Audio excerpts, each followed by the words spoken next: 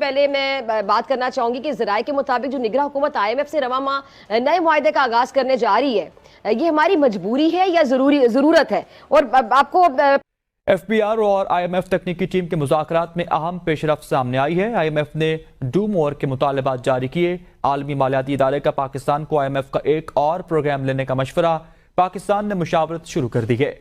تیسری دنیا کا سب سے بڑا مسئلہ حکمران طبقے کے شاہانہ اخراجات ہیں، جنہیں یہ طبقہ اپنا حق سمجھنے لگتا ہے۔ جہاں ایک طرف عوام مہنگائی کی چکی میں پس رہے، پتہ ہے کہ ہمارے ہاں لوگ IMF کے حوالے سے انفارمیشن جاننے کے لیے بڑے انٹرسٹڈ ہوتے ہیں، اور آپ بڑے اچھے طریقے سے سمجھا سکتے ہیں یہ بات۔ وہ یہی کہتا ہے کہ جی کیا مہنگائی کم ہوگی، کیا ہمارے جو حالات ہیں آنے والے انتخابات کے بعد اس کے اندر کوئی بہتری آئے گی، کوئی بائنگ پاور ہے، جو قوت خرید ہے ایک عام بندے کی، اس کے اندر کوئی فرق پڑے گا۔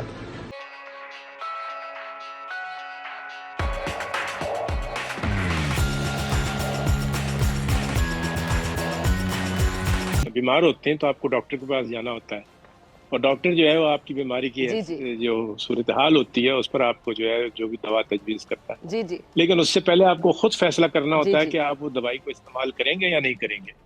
اگر آپ اس دوائی کو استعمال کرنے کا خود فیصلہ کر لیتے ہیں اور اپنا پرہیز جو ہے وہ اس کے مطابقت سے کرتے ہیں، تو آپ کی جو ریکوری ہے، جو آپ کی صحت ہے، وہ اللہ پاک آپ کو دوبارہ جو ہے بہتر سے بہتر طور پر آپ کی صحت جو ہے وہ دوبارہ بحال ہو جاتی ہے۔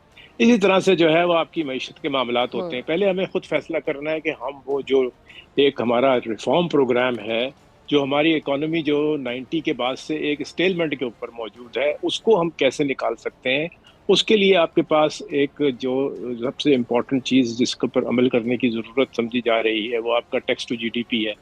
جو آپ کے پاس پرائیویٹائزیشن کے ایشوز ہیں کہ اب پچھلے 15 سال میں جو ہے، بلکہ اس سے بھی زیادہ وقت جو ہے کوئی معنی خیز پرائیویٹائزیشن جو ہے وہ ملک میں نہیں ہو سکی، اور جو آپ کے پاس سرکولر ڈیٹ جو ہے اس کا مسئلہ ہے، اور ان جو نقصان کرنے والی کمپنیاں ہیں ان کا مسئلہ ہے۔ تو آپ کے پاس جو اسپیس ہے انٹرسٹ کی ادائیگی کے بعد، وہ حکومت چلانے کے لیے بھی مشکل ہو گئی ہے۔ جب تک آپ یہ نقصان اور یہ اس کا جو سرکولر ڈیٹ ہے اس کے مسائل حل نہیں کرتے، آپ کے پاس اسپیس نہیں آتی۔ جب تک آپ اپنا ٹیکس ٹو GDP نہیں بڑھاتے، آپ اپنے ملک کو ترقی کی طرف گامزن نہیں کر سکتے۔ تو یہ چند فیصلے ایسے ہوں گے جو کہ آپ کے پاس بنیادی طور پر IMF کا جو بھی پروگرام ہے اس کے کرنے سے پہلے خود لینے ہوں گے۔ IMF آپ کو یہی بتا سکتا ہے کہ جی آپ یہ دوائی لے لیجئے، اس سے زیادہ تو وہ نہیں کہے گا نا۔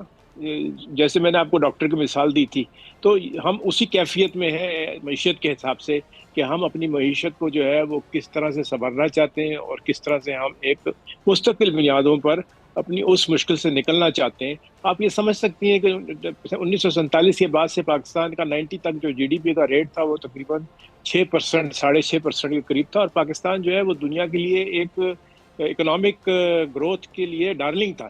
آخر یہ کیا ہوا کہ ہم نے جو ہے 90 کے بعد سے ہم مستقلاً دیکھ رہے ہیں کہ ہمارے پاس جو بھی یعنی اس کی گروتھ ہے وہ بھی رک گئی، ہمارے پاس جو باقی معاملات ہیں وہ بھی رک گئے۔ اس کی وجہ یہ کہ ہم اس کے اپنے اوپر ہم نے ایک جمود طاری کر لیا، اور یہ فیصلہ کر لیا کہ ہم نے اپنی کوئی بھی ایسی جو ضرورت ہے معاشی فیصلے لینے کی وہ نہیں کرنی۔ اب ہم نے IMF کے پروگرام کیے بھی، لیکن بادل ناخواستہ آدھا کرتے تھے، آدھا چھوڑ دیتے تھے، آدھا کرتے تھے، آدھا چھوڑ دیتے تھے۔ اب ہمارے 23 یا 24 پروگرام جو ہیں وہ IMF کے ساتھ ہو چکے ہیں۔ تو اب ہمیں یہ فیصلہ جو کرنا پڑ رہا ہے، جو موجودہ ہماری اس وقت نگراں حکومت ہے، اس نے جو قدم اٹھایا ہے یہ اس سوچ کے بعد اٹھایا ہے کہ بھئی اب انف از انف، اب ہمیں صحیح طور پر جو ہے فیصلہ کر کے آگے چلنا ہے، اور آنے والی حکومت بھی مجھے امید ہے کہ وہ بھی انشاءاللہ اسے کنٹینیو کرے گی۔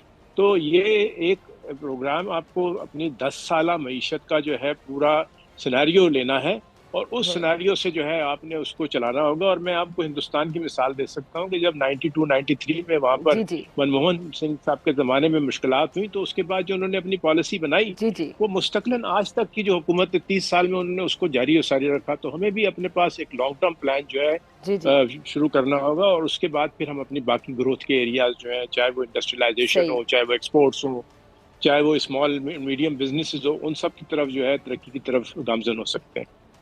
اب سب سے پہلی جو آپ نے بات کی ہے کہ جی ایک عام آدمی کا مسئلہ ہے، اور یہ جو ہیڈ لائن آج لگی ہوئی ہے بڑی افسوسناک بات ہے کہ آپ اس طریقے سے کنزیومر کو آپ ان کی پروٹیکشن کی بجائے ان کو آپ اس کا استحصال کر رہے ہیں.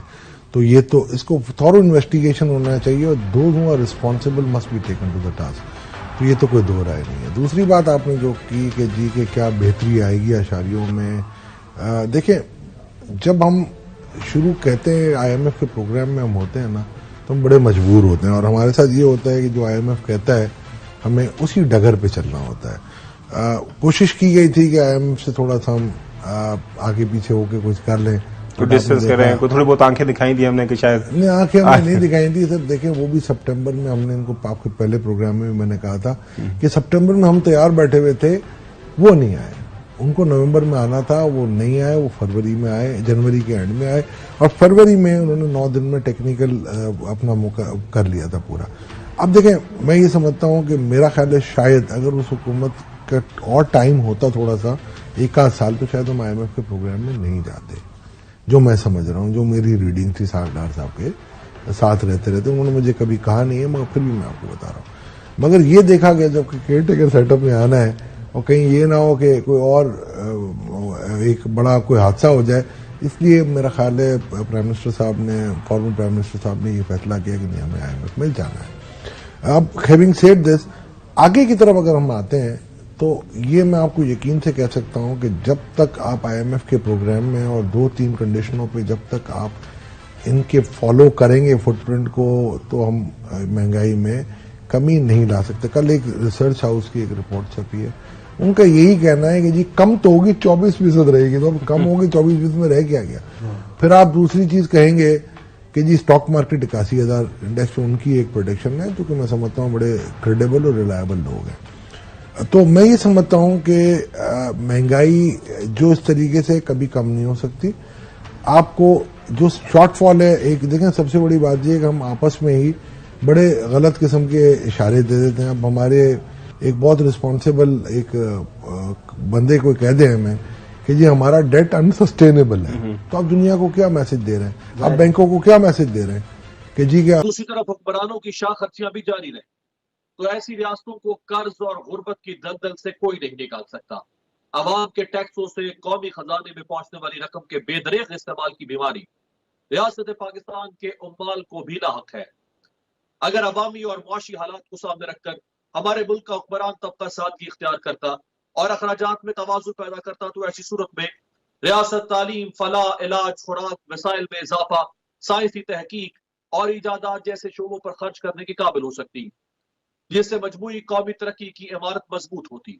حال ہی میں چیف جسٹس آف پاکستان نے قابل ستائش فیصلہ کر کے اچھی مثال قائم کی ہے. رپورٹس کے مطابق چیف جسٹس قاضی فائز عیسیٰ نے حکومت کی جانب سے دی گئی شاہانہ گاڑیاں نیلام کرنے کا فیصلہ کیا ہے. ان شاہانہ گاڑیوں میں 61 بلین کی مرسیڈیز بینز اور بلٹ پروف لینڈ کروزر بھی شامل ہے.